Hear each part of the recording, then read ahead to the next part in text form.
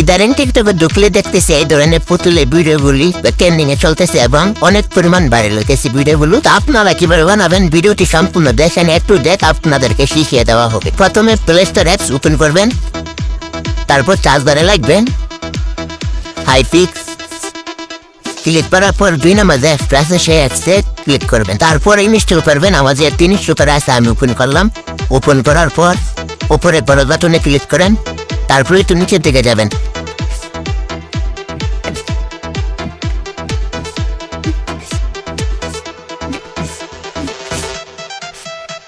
তারপর গেলায় তিনি আসবে, আপনি যে পিকটা পুতুলের মতো বানাতে চান সেই পিকটা সিলেক্ট করবেন।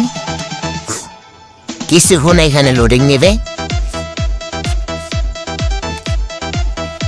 100 ঘন্টা যাওয়ার পর আপনার পিকটি সম্পূর্ণ পুতুলের মতো হয়ে যাবে। পুতুলের মতো হয়ে যাওয়ার পর এক্সপোর্ট ক্লিক করলে সেভ হয়ে যাবে। তো আশা করি সবাই বুঝতে পারছেন।